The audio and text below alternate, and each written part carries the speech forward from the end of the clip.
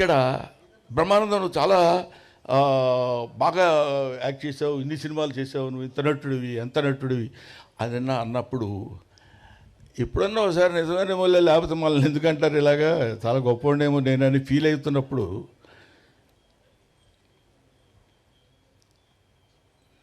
అది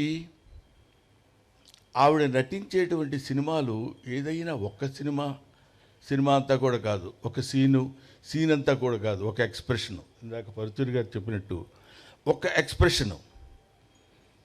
డాక్టర్ చక్రవర్తిలో ఒక పాట ఉంటుంది. ఆ పాటలో అమ్మ నటించినటువంటి విధానం చూస్తే ఒక్క సెకండ్లో అంత రొమాంటిక్గా నీవు ఆ పాట ఏంటి, నీవు లేక వీణ నిలువు లేక వీణ పలుకలేనన్నది, నీవు రాదా నిలువలేనన్నది. ఆ పాట ఒకసారి దయచేసి మీ అందరికీ చేతులెత్తి నమస్కారం చేసి చెప్తున్నాను, గూగుల్లో కొడితే వస్తుంది, పాట చూడండి. ఇప్పుడు మేము మహానటులం, మేము చాలా గొప్పవాళ్ళమని బోర్డులు పెట్టుకునే వాళ్ళందరూ ఆ పాట ఒక్కసారి చూస్తే కనువిప్పు కలిగి వాళ్ళల్లో ఉన్నటువంటి నట అహంభావం మొత్తం దద్దలిపోయి పగిలిపోయి ముక్కలైపోయి ఆ తల్లికి చేతులెత్తి నమస్కరించాలనిపిస్తుంది. అది ఆవిడే ఎంతటి గొప్ప నటి అని చెప్పడానికి, అయ్యో ఆవిడ చూడలేకపోయామన్న బాధ కంటే ఇలా చూస్తున్నప్పుడు ఇలా చేయాలా, ఇలా చేస్తే ఇది కదా నటన, ఇది కదా యాక్టింగ్ అని చెప్పినప్పుడు నేను కొంచెం తెలుగు చదువుకున్నవాడు కాబట్టి తెలుగు మాస్టర్గా ఒక విషయం చెప్పాలి. బంబెర పోతన అంటాడు, అంబ నవాంబుజోజ్వల కరాంబుజ శారదచంద్ర చంద్రికాకడంబర చారుమూర్తి ప్రకట స్ఫుట భూషణ రతన దీపికా చుంబిత దిగ్విభాగ శృతి సూక్త వివిక్త నిజ ప్రభావ భవాంబర వీధి విస్తృత విహారిణి నన్ను కృపదూడు భారతి అని కోరుకుంటాడు. ఎవరు? బంబెర పోతన సరస్వతీదేవిని. మన నటీనటులు నటీమణులు నటులందరూ కోరుకోవాల్సింది ఏంటంటే భావాంబర వీధి విస్తృత విహారిణి కాదు, నటనాంబర వీధి విస్తృత విహారిణి సావిత్రి నన్ను కృపదూడు భారతి అని నమస్కరించి ఎక్కడో శిఖరాగ్రం మీద కొన్ని వేల వేల వేల వేల మెట్ల మీద కూర్చున్నటువంటి ఆ మహోన్నతమైనటువంటి నటిని ఎక్కటానికి ముందుగా మొదట కనిపించేటువంటి ఆ ప్రథమమైనటువంటి సోపానానికి నమస్కరించుకుని వెళ్ళాలి. అది ఆవిడ సావిత్రి గారు ఎంత గొప్ప నటి అని చెప్పడానికి ప్రతి వాళ్ళు మనం ఎన్ని చెప్పినా ఒక్కొక్క చూపు. పాండవ వనవాసంలో దిక్ బానిసల కింద అహంభావమా దుశ్శాసన తోడ్కొని రమ్మా బంధకిని అని ఎస్వి రంగారావు గారు గద్దించి అడిగినప్పుడు మిక్కిలినేని రాధాకృష్ణమూర్తి గారు తీసుకొచ్చేసి ఆవిడ అక్కడ నిండు సభలో పడుకోబెట్టినప్పుడు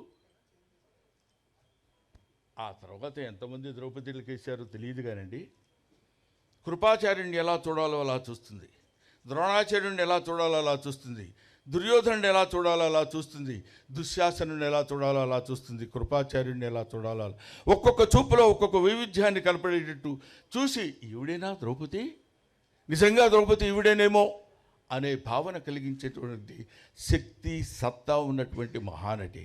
ఆవిడ గురించి మాట్లాడుకోవడానికి ఇంతకంటే ఇంకేం కావాలి?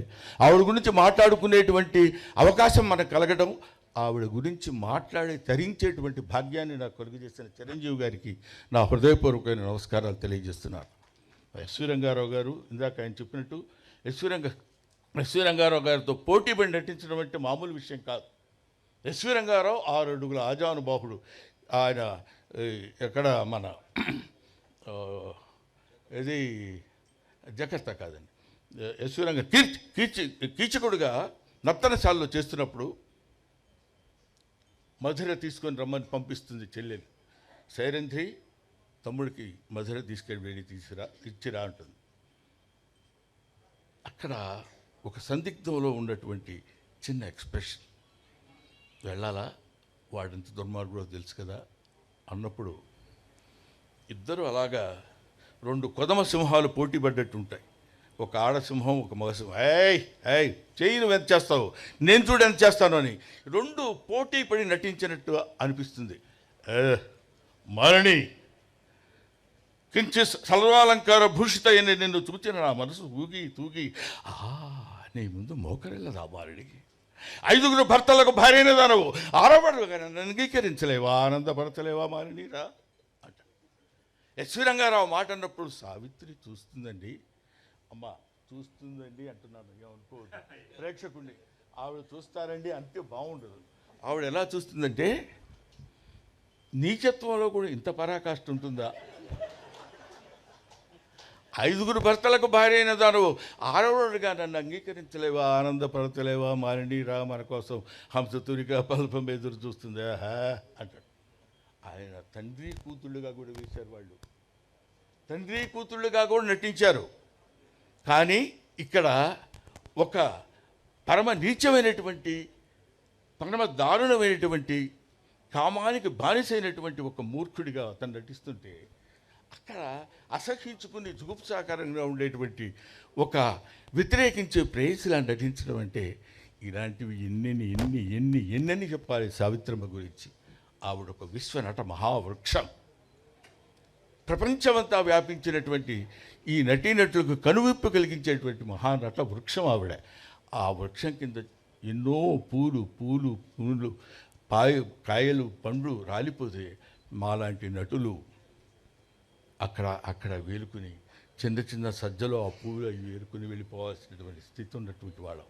అటువంటి వాళ్ళని చాలామంది మనం ఏమనుకుంటామంటే ఈ లలిత కళలు అంటారు.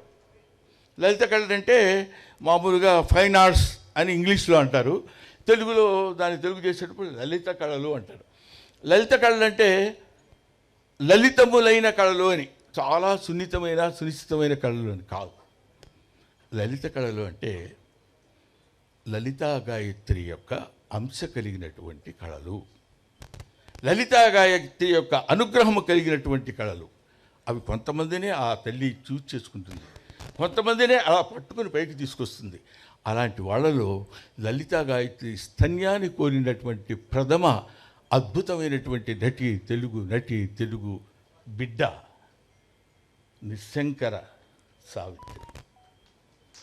నిశంకర సావిత్రి అనడానికి ఆవిడ ఎంత మహానటి అంటే అంత మహానటి అని ఏ శంక లేకుండా చెప్పవచ్చు. నిశంకర సావిత్రి అంటే అంత గొప్పది. అటువంటి ఆవిడ గురించి ఎన్నెన్ని చెప్పుకోవాలని చెప్పండి. అటువంటి మహానటి ఆవిడ తలుచుకుంటేనే ఆహా ఇది చాలు కదా, ఇది గాక సాఫల్యం, ఇది గాక జన్మ సరితార్థం ఇంకొకటి కలదే, ఆవిడ గురించి మాట్లాడేటువంటి అవకాశం కలిగింది కదా. For more videos subscribe to BCN channel. గంట మర్చిపోకండి, కొట్టేసేయండి. Please subscribe BCN channel. Please subscribe BCN channel. ఇందులో మీకు కావాల్సిన అన్ని రకాల హంగులు ఉంటాయి. Hi, this is MM Sri Lanka. Please subscribe to BCN channel.